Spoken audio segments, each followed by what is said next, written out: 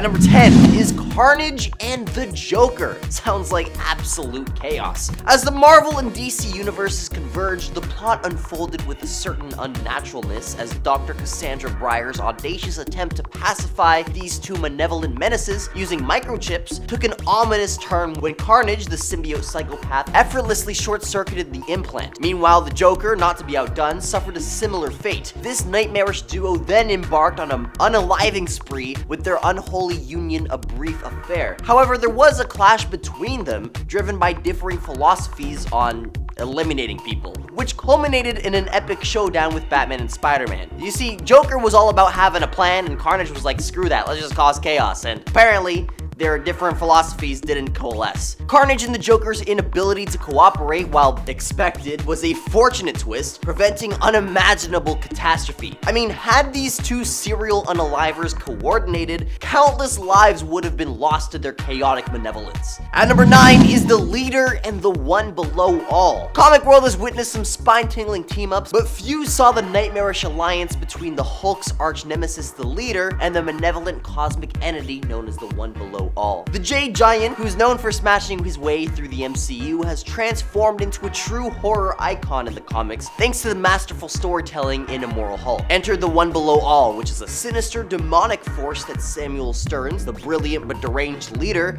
willingly submits to. His aim is to obliterate not only the Hulk, but the entire world, morphing it into a grotesque Cronenberg-esque nightmare. The unholy partnership has taken the Hulk's adversaries to a whole new level of terror, creating a chilling narrative that keeps fans on the edge of their seats. If you're enjoying this video so far, you can support the channel by pressing like, subscribing to Top 10 Nerd, and ringing that notification bell. At number 8 is the Joker and the Violator. Okay, a Carnage and Joker crossover was cool and all, but how about the Joker working with a literal demon clown from Spawn, if you haven't guessed? Violator, an immortal servant of Satan with inhuman strength and fire-breathing abilities, now allies himself with the Joker in a multiverse-shaking partnership. Batman and Spawn, facing the Court of Owls, reluctantly seek Joker's help, only to discover that they've fallen into a trap orchestrated by the Joker and the Violator. The history of the Joker's unholy alliance suggests likely a monstrous transformation later down the road, but betrayal could also be on the horizon. As the two most feared clowns in comics unite, the questions arise about Joker's transformation under the Violator's influence and his ultimate strategy against such a potent source of evil. At number 7 are the Marvel Zombies. In the twisted Marvel Zombies universe, where heroes hunger for the flesh of the living, an unexpected and mind-boggling team unfolded. You see, Galactus, the cosmic devourer of worlds, was rendered into a grotesque figure, a far cry from his formidable 616 incarnation. You see, in this nightmarish reality, Galactus manifested as a corporeal being which is vulnerable to the insatiable appetites of the zombie Avengers. It's kind of weird because these undead mortals eventually feast upon a cosmic entity known for its indomitable might. While it's explained that the Galactus of Earth 2149 was crafted from flesh, a startling departure from what we're used to. Because as he's depicted in 616, Galactus' true form isn't a physical body, but rather abstract energy. The big dude in a funny suit we see is just what our minds can comprehend, like how Pennywise is actually a cosmic spider. So anyway, Mark Millar's Zombie series introduced this shocking image of the zombies eating Galactus, leaving subsequent writers little choice but follow suit. As the zombie Avengers devoured Galactus, they unwittingly inherited his purpose, setting off a multiversal buffet until the cosmic meal dwindled and the cosmic power run ran out, returning them to their ravenous roots. At number 6 are the Secret Six, a team once heralded as heroes back in the 60s, but slowly became an unexpected amalgamation of villainy that took the comic world by surprise. Unlike your run-of-the-mill baddie alliances, this group incorporated a diverse roster with Deadshot, Bane, and Harley Quinn, and even the notorious Joker claiming membership. But what's truly shocking is the mysterious puppeteer known as Mockingbird. It's like discovering that Batman has been secretly pulling the strings for the Joker all along. The revelation that the Riddler or Lex Luthor also had their hands in the mix is sort of like unearthing the Pandora's box of villainy. These unexpected team-ups redefine the very essence of villainy and heroism, demonstrating that in the realm of comics, the line between good and evil can blur in the most spine-chilling ways. Speaking of which, at number 5 is Norman Osborn's Dark Avengers. Avengers. Spider-Man's most terrifying villain is allowed to form his own Avengers? Now, that's scary. Following the Skrull invasion, Osborn seized control of S.H.I.E.L.D., manipulating them in the Thunderbolt to create his own sinister version of the Avengers under the guise of the Hammer Agency. What makes this alliance truly spine-chilling is the unsettling cast of heroes, quote-unquote, that Osborn assembled. Bullseye is posed as Hawkeye, Venom as Spider-Man, and Moonstone as Miss Marvel, each of them concealing their secretly malevolent intentions. Ares and Sentry, once heroes, found themselves tainted by their affiliation with Osborn's dark agenda. Yet, the most disturbing transformation lay in Daken, who assumed the mantle of Wolverine, and Novarb, who became Captain Marvel. Norman himself adopted the Iron Patriot suit, twisting patriotism into something nightmarish. At number 4 is Magneto and Red Skull. In the convoluted tapestry of comic book alliances, the pairing of Red Skull and Magneto is nothing short of a paradoxical enigma. Two diametrically opposed figures, their shared history is a testament to the complexity in the Marvel Universe. Their initial encounter during the Acts of Vengeance storyline was marked by Magneto's seething contempt for the embodiment of the evil that Red Skull represents. This animosity is well-founded, considering Magneto's harrowing experiences during the event from World War II, which shall not be named. Yet,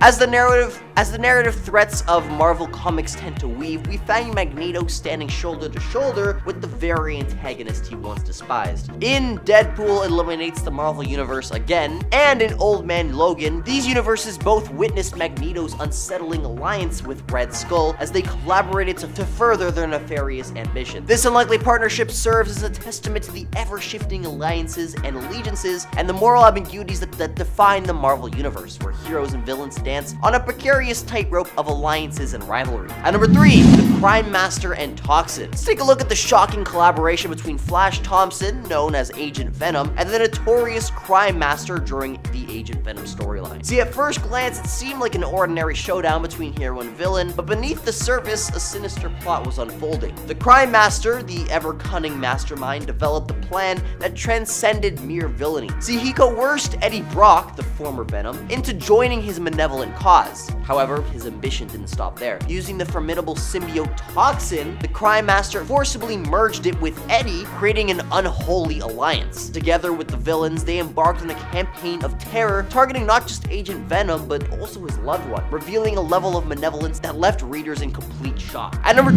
is Judge Joker. Now, the scariest villain team-ups often emerge when you least expect them, like when the Joker, infamous for his lack of superpowers, ventured beyond his universe. In the Batman/Judge Dredd's, Joker wields unimaginable powers after crossing into Judge Dredd's realm via a multiversal teleportation belt. He aids Judge Unalive, a malevolent entity seeking to annihilate all life across the multiverse. In return, Judge Unalive imparts sinister abilities upon Joker, transforming him into another dark judge. Joker's newfound power allows him to make heads explode with his laughter, a grotesque and quite fitting ability. Each dark judge gains powers tied to their obsessions, making Joker's lethal laughter a darkly logical choice. He becomes immortal in this form, impervious to harm. However, the Joker's return to his original self is a twist in itself. See, if he had retained these abilities, he'd be unstoppable amidst even DC's mightiest heroes. While it's disappointing for the Clown Prince of Crime, his cinematic presence would dwindle with these R-rated powers, a reminder that sometimes unexpected alliances lead to frankly horrifying outcomes.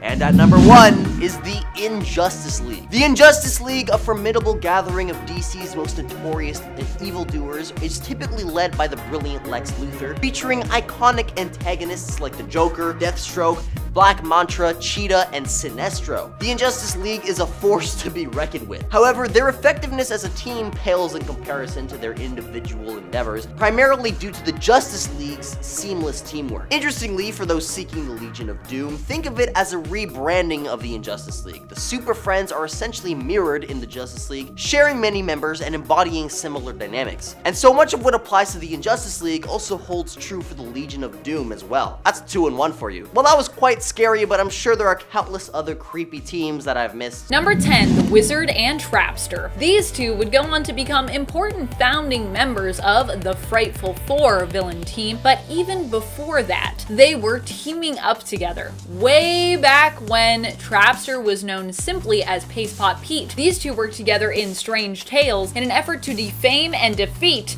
the Human Torch, Johnny Storm. In the end, the Torch escaped their trap and apprehended both of them, turning them in, but still, for two C or D-list villains, they came pretty close to killing the Fantastic Four hero, using Pete's pace and an airtight room that was quickly being drained of its oxygen. Also, I don't know if the Wizard's actually a C-list villain. I might actually bump him up. Also, Paste Pot Pete is hard to say if you say it like 3 times fast. Number 9, Crime Syndicate. As much as I love the Crime Syndicate and think that they are an awesome team of villains, they are also pretty dysfunctional, which is why they are ranked so low on our list. However, despite the fact that they are often depicted as being at one another's throats and sneaking behind one another's backs in order to basically make sure that they themselves come out on top with the most power, they still manage to have an impressive amount of horrendous achievements, or almost achievements at least. The Crime Syndicate is still a supervillain team that proves to be extremely dangerous whenever our heroes come up against them, though they would probably be more frightening to face if they could do a little bit better at actually working together like a team instead of constantly double-crossing one another. And friends, before we move on to this next spot, be sure to give this video a thumbs up and comment below if you want to help us out here at the channel. I promise you it does really help, and we appreciate all your likes and comments. Thank you. Number 8, Daredevil Revenge Squad. Not the official name for this team, I don't think. This team was Typhoid Mary's group of villains. She recruited them to help her get revenge on Daredevil, and they all also had their own motives for doing him harm. All villains who had basically been slighted by the Red Devil themselves in the past. What's more, although this team up only lasted a few issues, it was actually brutally successful, with Typhoid Mary even using her Mary persona at the end of Daredevil issue 259 to kind of ensnare Matt Murdock into like letting his guard down around her. Typhoid Mary recruited the Wild Boys, Ammo, Bullet, and Bushwhacker to help her get the deed done, but insisted on taking the final moment of defeat for herself. Also, is it just me, or does Typhoid Mary look huge in this issue? She looks like so tall. I'm just like, wow, what's happening? I don't hate it. Number 7, Gotham City Sirens. Definitely one of the hottest supervillain team-ups out there in my opinion. Gotham City Sirens isn't just awesome because it's a team of powerful villains, but because it also cemented a fantastic friendship between the 3 main team members that we can always go back to, and I kind of love that. The Gotham City Sirens are Catwoman, Poison Ivy, and Harley Quinn, who sometimes also have other allies who join them in their villainous adventures. And also, let's be honest, heroic adventures, such as the Carpenter, Jenna Duffy, formerly part of the Wonderland gang. While this team up is one made up of criminals, the team of powerhouses also brought a lot of good out in each other and ended up actually performing a lot of heroic missions together despite their villainous pasts. So this might be a team up of villains, but it's also kind of a hero team in a weird way, kind of like doing a little bit of both, which I love. Number 6, Sinister Six. I didn't realize that I made the Sinister Six number 6. I just did that. That was not intentional. I'll take it, but it was not intentional, just so y'all know. While the Sinister Six definitely have their setbacks as a team, there is a reason why they are one of the favorites when it comes to supervillain groups and team-ups. I'm still waiting for them in the MCU. Please, please Marvel, give them to me. With the combined strength and skills of these villains, it seems that no scheme is outside of their reach. In reality though, they usually end up in a competition to prove who is the better, which ends with them betraying one another, usually costing them their victories. But this team has still come close to defeating Spider-Man on multiple occasions, and despite their setbacks, they are a team that you can always rely on to find their way back to one another, even if it means sometimes recruiting some new members to their ranks in the process. Also, I'm all for new members being included to the ranks. There's so many good Spider-Man villains. Why limit ourselves? Give me the Sinister 60. Number 5, Dr. Psycho and Riddler and Parademons. Dr. Psycho ends up allying himself with the Riddler in the Harley Quinn animated series. Originally, it's Harley who wants to team up with Darkseid with her gang, but in the end, she ends up surrendering her army of Parademons that Darkseid supplied her with after realizing she's really doing all of this, conquering Earth to try and escape her romantic feelings for Poison Ivy, who is about to get married to Kite Man at this point in the series. Yikes, awkward. Dr. Psycho ends up becoming the big bad of the latest season in the end, with Riddler becoming his partner in crime and wielding great control over the leftover Parademon army on Earth, which he has no qualms about using, unlike Harley, who's like, yeah, maybe I'm going a little too far. But yeah, Psycho's into it. A little too into it. Very much too into it. Number 4, Juggernaut and Black Tom Cassidy. These two aren't just great villains when it comes to their working relationship, they were also like fast friends and kind of best friends. I love it. Black Tom and Juggernaut have been good friends and allies since Black Tom's first full appearance in the comics in Uncanny X-Men issue 101. And I know what you guys are thinking. You're thinking, oh, but Amanda, that wasn't Black Tom's first appearance, but it was his first full appearance. So I believe his first cameo appearance was like issue 99, but don't quote me on that. Only a few issues later, they were already proving themselves to be a deadly duo as they teamed up to successfully kidnap and torment the X-Men in the hopes that this would inspire Professor Xavier to offer his own life up in exchange for his students' freedom. Unfortunately, they ended up getting tricked by Nightcrawler and ultimately were defeated. But still, this was a pretty good attempt to defeat the X-Men and Charles Xavier. Juggy's never gonna get over that. Or well, actually, yeah, he'll probably never get over it. I stand by what I said. It's gotta be hard for Juggernaut right now. Like, all of the mutants are off in Krakoa, and he's not a mutant. It's challenging. Number 3, Lex Luthor and Brainiac. They were almost a complete success even in their very first team-up. Almost. Together, Lex Luthor and Brainiac appeared in issue 167 of Superman, where they teamed up in a 3-part story to take down their joint foe. Their brilliance and technological know-how combined allowed them to both shrink and depower Superman, but unfortunately for them, Superman would not stand by and let himself be so easily defeated, or so well defeated, because I think that's a pretty good plan. And he found a way to escape their wrath. They honestly should have just squashed him when they had a chance, but hey, then we wouldn't have any more stories. Lex and Brainiac together, in fact, are such a fan favorite. We've even seen them in the most intense kind of team up in the DC animated universe when they merged both their minds and bodies together into one being. Like, you know your partnership is intense when you're just let's just join and be one being, but also terrifying. I don't want to fight. Lex and Brainiac merged together. Number 2, Masters of Evil. Another very iconic and successful group of supervillains who have teamed up together. This roster has also changed dramatically over the years when it comes to their members, and despite the fact that they have some members who are less popular when it comes to their notoriety, this seems to be a team that generally has some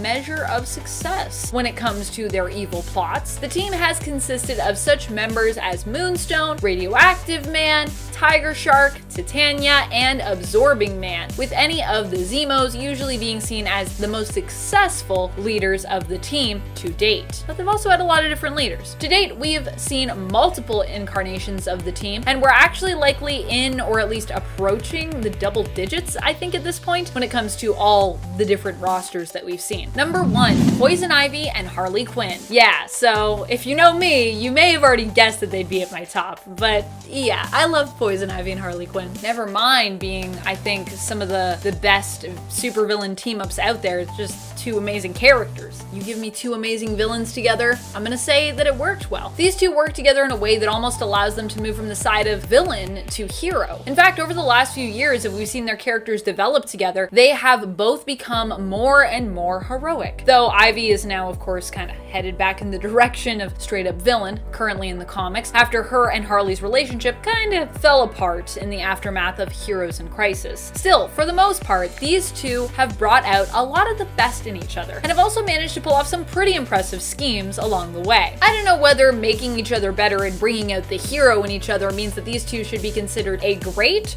or an awful supervillain team up, but I personally like to see that as a win, even if it doesn't align with the villainous focus of this list. Any partnership where you bring out the best in someone, for good or for evil, should be considered one of the greatest in my books, because, you know, that's what partnerships and or relationships are all about. At number 10 is Gas Gang, a gang made up of my favorite state of matter. In 1963's Metal Men number 6, something wild happened. Dr. Will Magnus, the creator of the Metal Men, got zapped by cosmic rays during a space mission. This turned him into a robot, but with a twist. You see, he lost all of his feelings.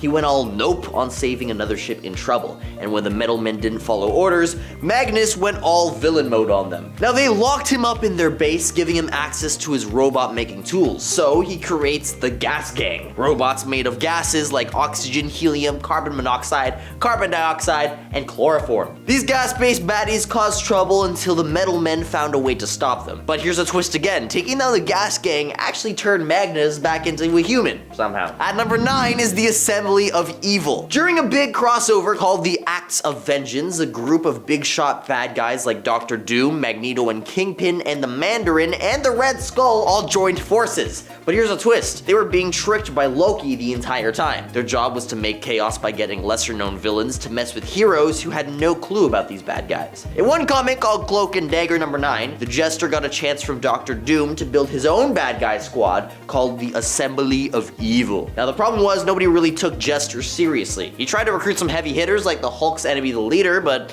that didn't pan out too well. He did get some others like the X-Men villains Furnace and even borrowed a Hulk robot from Dr. Doom. Now the wildest part is that Jester thought Cloak and Dagger were enemies of Spider-Man, so he asked them to join. They pretended to be in on it, but actually helped the Avengers when the Assembly attacked them, messing up the bad guys' plans. If you're enjoying this video so far, please support the channel by pressing like, subscribing to Top 10 Nerd, and ringing that notification bell. It helps us out, get the video seen by more people, and it's free, so I appreciate it. And number 8 is the Weathermen.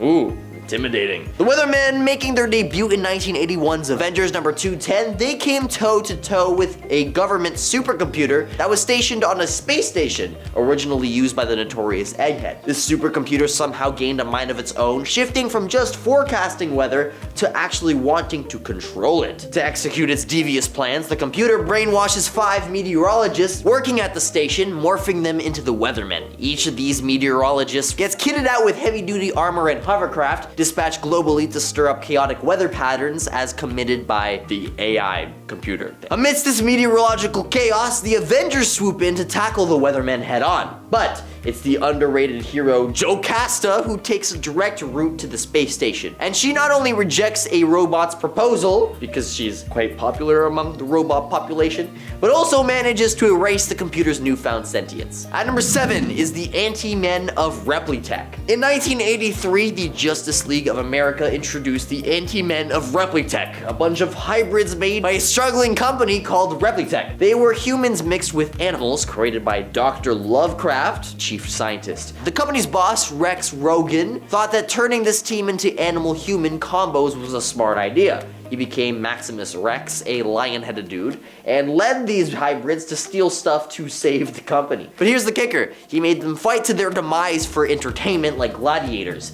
Now, surprisingly, these anti-men were tough cookies. At number 6 is the Killer Elite. The Elite burst onto the scene in Justice League America number 105 to 106 during the Underworld Unleashed storyline. Basically, a demon named Neron goes around offering people power boosts in exchange for their souls. The idea was to level up these old school villains, but it didn't really work out because their power-ups weren't very powerful. Now, Killer Elite was a team of renowned assassins. We got Deadshot, Merlin, Bolt, Chiller, and Deadline. Now here's the kicker. They didn't seem to get any power upgrades whatsoever. Instead, they just sold their souls for no apparent reason. Each of the characters was pretty cool individually, but putting them in a team together just kind of felt too much. Plus, Deadshot works better as an anti-hero instead of a straight-up villain. Long story short, the team was messy, and it felt like a waste of good characters, and it didn't really stick around for long. At number 5 is Crimewave. In 1972, comic book writer Steve Englehart came up with a unique supervillain team called Crimewave to battle Captain America. This team didn't have a flashy name or a grand plan. Instead, it was a mix of different villains called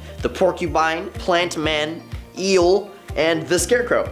They were brought together by Viper, a bigger villain in the Marvel Universe, and led by somebody called the Cowled Commander. Now, what made this team stand out was the twist at the end. As it turned out, the Cowled Commander wasn't some evil mastermind. He was actually a police sergeant from New York City, creating the crime wave to show that there was a need for a stronger police force to handle superhuman threats. At number 4 is the Avant Guard. The painter was this crazy, super powerful villain who could essentially bring his paintings to life, so anything he put on a canvas would just pop out and wreak havoc. First appearing as a Human Torch villain, he would later form a squad and go up against our friendly neighborhood web-slinger, roping in 2 struggling artists, Spark and Bora, and together, they amped their abilities with some ritual thing, becoming the Avant Guard. They didn't just go up against small fries though, as they took on Spider-Man and a bunch of big shot heroes from New York. The Avengers, the Fantastic Four, the New Warriors, even X-Factor jumped onto the showdown. The best part was probably how it brought Spider-Man, Iceman, and Firestar together. It was just a crossover for the ages. At number 3,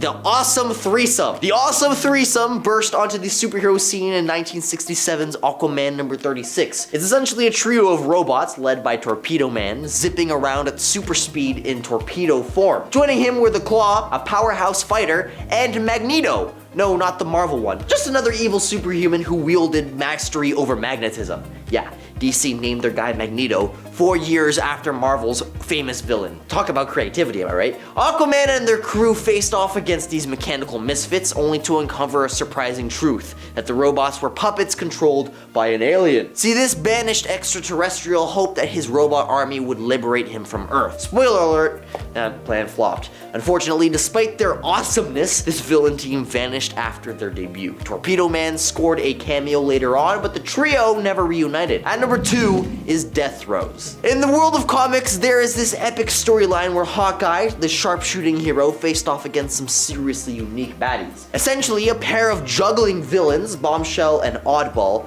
giving him a run for his money. Now, you might think that 2 juggling-themed villains are a bit much, but the creator, Mark Gruenwald, had a different idea. He thought, why stop at 2 when you could have more? So, in another comic called Captain America number 317, these juggling maestros were part of a bigger, crazier group known as the Death Throes. The Death Throes weren't just about juggling balls, they included ringleader, Tenpin, and Knick-Knack. Their mission was to break Crossfire out of jail, cause some chaos, and then take on Captain America and Hawkeye. Spoiler alert, they don't succeed. At number 1 is Big Bang. You could tell the writers were really struggling for new ideas with this one. So in 1967, a new set of baddies hit the comic scene in the Atom number 34. Meet the Big Bang, a crew of supervillains whose names all had big in them. First up, there's Big Head, the super brainy, and then there's Big Bertha, who's crazy strong. Next, there's Big Ben, a pro at timing robberies. There's also Big Shot with a special pew-pew,